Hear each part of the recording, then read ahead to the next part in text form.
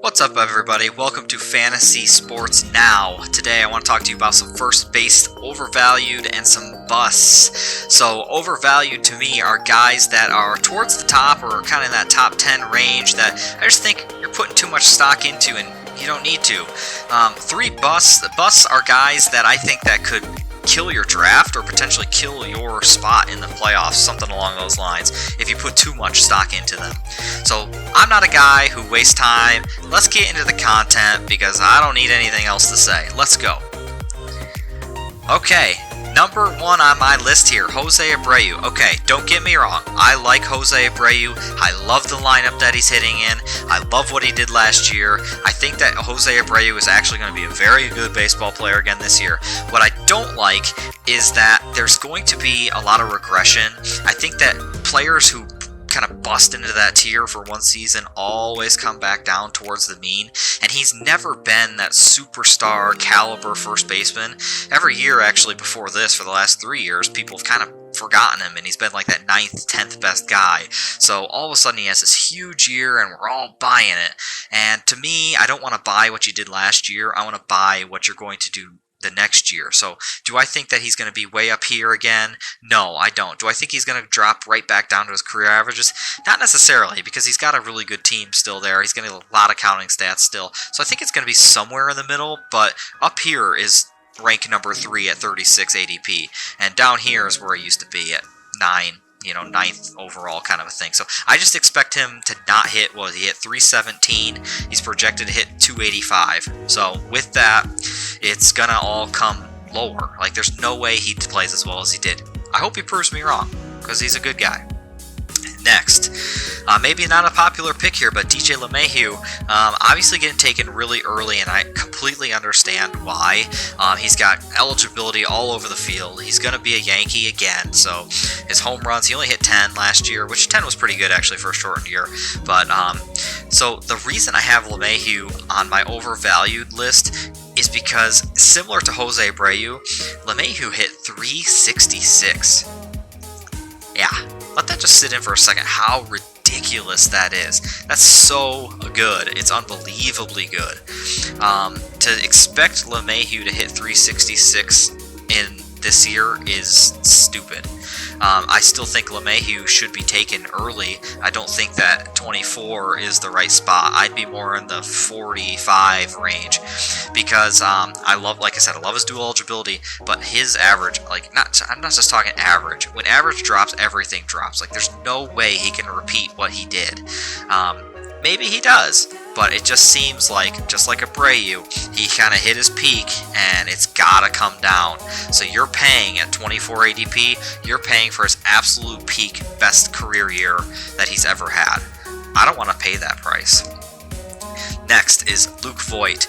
I don't really have a problem with Luke Voit himself. I think that he's kind of underrated just because you forget his name. The problem I have with Luke Voit is that he's getting taken before names like Vlad Guerrero Jr., Anthony Rizzo, Paul Goldschmidt, these established first basemen who are constantly good, not generally getting hurt, and guys that honestly still have some upside in them, especially Vlad. The guy's going to go crazy, and if you want to know more about that, look up my other video about first baseman, the undervalued section, So it's not so much that I have a problem with Luke Voit necessarily, it's just that these other guys need to be higher than Luke Voit. He's overvalued at the 6th overall, ADP 57. It's just too high for my blood. Take Vlad, I'm telling you guys, take Vlad. Alright, let's get into busts. These are guys that I think that if you wait too long for, or I'll get him later, you could really put a major thorn in your side. So I said it with my undervalued, and I'm going to put him, he's on my sleeper list, I believe, or my breakout list, but he's also on my massive bust list, and the reason is because it depends on the league you're in. If you're in a points league, then I think that he is going to be a breakout candidate, because he's going to hit 40, 45 home runs. If you are in a category league where batting average and OBP and maybe even strikeouts count against you, then Matt Olson is a massive bust and a massive mistake. He hit a $155, I think last year it was, and like, yes, that'll go up, but all this guy does is basically try to hit home runs. And if you're thinking that he's actually this side, if you actually think that he's going to be the 9th overall hitter in a category league, you could actually be damaging your team. You're thinking you're getting a big steal by getting Matt Olson. This could be a massive mistake. So if you're in a category league, you have to avoid Matt Olson. Next, Eric Hosmer. I feel like we've all been down the Eric Hosmer route. He kind of does this roller coastery thing where it's like, oh man, he had such a good year, and then you're sitting there going like, yeah, I think he can do that again, and then he just doesn't, and he's not a big hitting kind of guy. He's a good real life player. I really like Eric Hosmer. You know, I'm an analytic kind of guy, but they talk about the, you know, intangibles that Eric Hosmer brings to the baseball field, and I believe it. I mean, everywhere he's gone, they win, and he seems to be a guy that pushes people to be better. So that's what Eric Hosmer's skills are, and sometimes he turns in good years, sometimes he turns in even good fantasy years, but don't buy into this for fantasy, guys. Every single time you buy into Hosmer, he bites you in the butt. And if you're one of these guys who says, I'm just going to wait for first base and I'm going to snag up Hosmer because nobody else is going to do that, that's going to be a big mistake, and you're going to have a hole at first base and you're going to have a problem all year. Similar story, I feel like, with Carlos Santana. He goes from playing with Cleveland, who had a good offense that year, last year, won't be so good this year, partially because he's not there and Lindor's gone, obviously. But Carlos Santana really took a dip, especially in the batting average kind of category. His walks, though, were insane.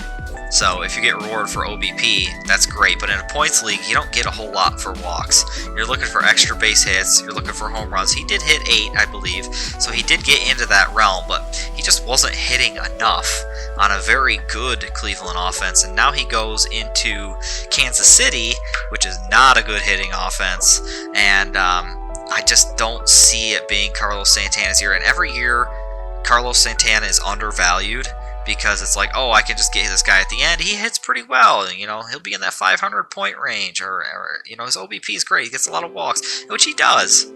But I think the wheels fell off a little bit too hard for me last year. And if you think you're going to go in and have Carlos Santana be your guy late in the draft, or at util even, I think you're making a mistake. And I think that you need to think about investing in first base a little bit earlier than this.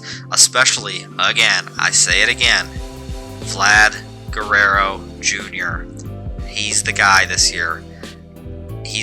Guys, he was so good. If you want to see more, if you want to throw me a sub, sweet, like, anything, you could be my first comment for all I know. So, I appreciate you all. I'm going to keep doing these for you guys. I hope somebody gets some value out of it, because this kind of information is what can win your league, and it's stuff that if you're in a dynasty league, it could save you from making a huge mistake. Those dynasty leagues, many years, you could make a mistake that costs you many years in a single draft. So I'm here to stop all those. All right, guys, see ya.